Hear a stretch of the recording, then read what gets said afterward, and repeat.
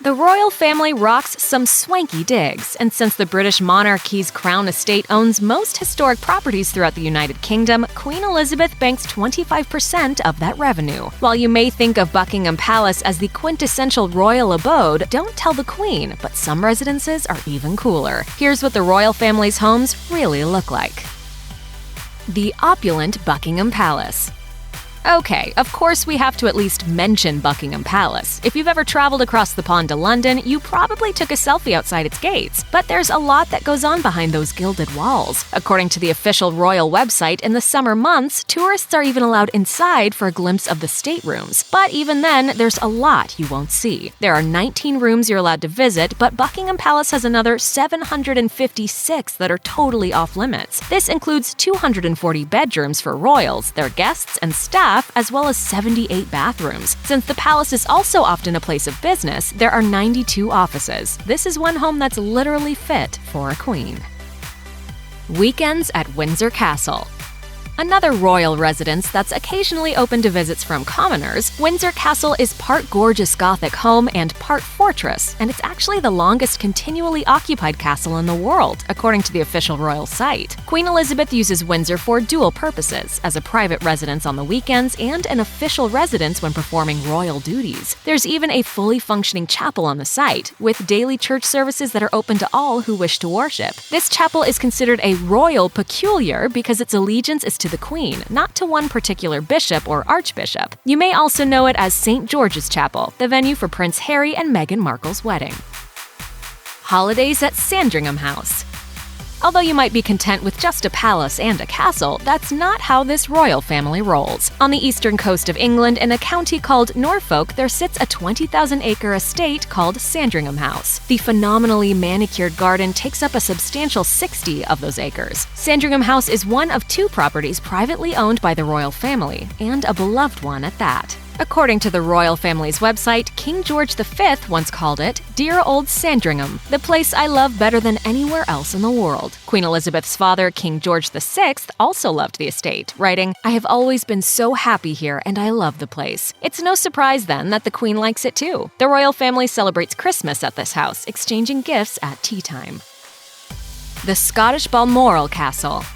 Windsor Castle is cool and all, but why stop at owning just one fortress? Balmoral Castle, located in Aberdeenshire, Scotland, looks like something out of a fairy tale. It's also the last of just two private residences owned by the royal family, according to the official royal website. Non-royals can visit the Scottish castle 4 months out of the year, and Queen Elizabeth spends her summer break there, often with other members of her family. After the royals tweeted a photo of the Queen meeting Julie Payette, Governor-General designate of Canada, from within castle walls, People magazine highlighted some interesting details. From tons of books to delicately worn reading chairs to even a TV, the Queen has obviously made the castle more like a cozy home than a fortress. The Palace of Holyroodhouse.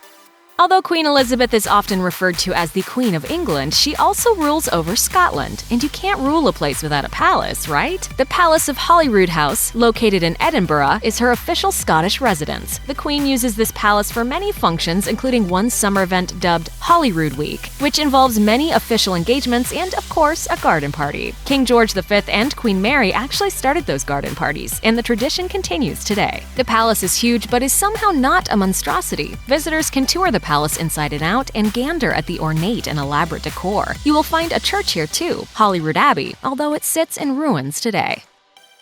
Nott Cott for the newlyweds.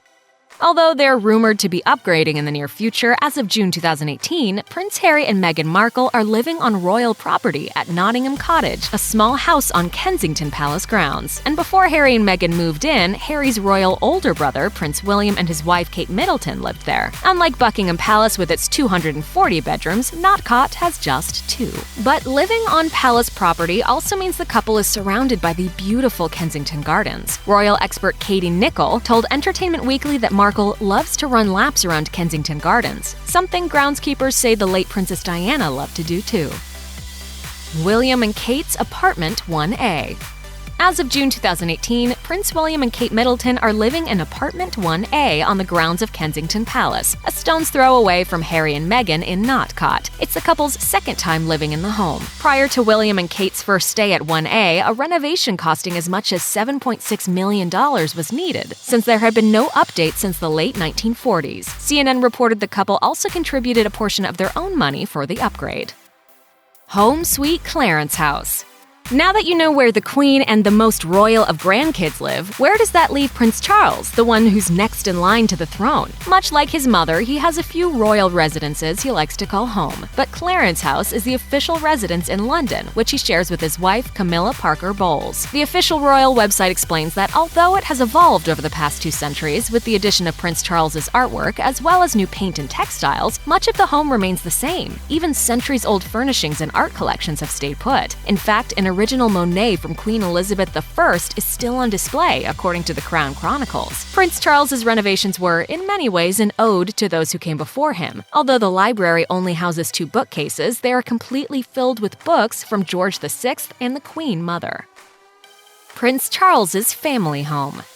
Clarence House is far from Prince Charles's only abode. He also resides at Highgrove House in Gloucestershire, England. This is the family home of Charles and Camilla. The house also happens to be home to an epic garden. According to People, the property features a treehouse which was originally built for Prince William in the late 80s. Landscape writer and artist Bunny Guinness recalled the prince's words to the treehouse designer, telling People young William wanted it to be as high as possible to get away from everyone. I want a rope ladder which I can pull up so no one can get at me. Although William probably doesn't get much use out of the treehouse these days, Prince George and Princess Charlotte can surely enjoy exploring the garden. Living it up at St. James's Palace. St. James's Palace is home to several members of the royal family, as well as their household offices. Sisters Princess Eugenie and Princess Beatrice are 2 of the royal family members who have resided there. But unfortunately for them, they didn't get to stay for free, as do many of their royal relatives. In 2012, the sisters became ineligible to live rent-free at the palace because, according to Express, they completed their education and did not take on any official royal duties. Instead, an annual $28,000 bill for the princess's 4-bedroom apartment got handed over to their father, Prince Andrew. This seems a bit like a technicality, as they can certainly afford it, considering Eugenie grew up with cash that could fund this fully decked-out playhouse. But as of May 2018, Eugenie and her fiancé, wine merchant Jack Brooksbank, have officially moved into the Ivy Cottage at Kensington Palace. Hillsborough Castle.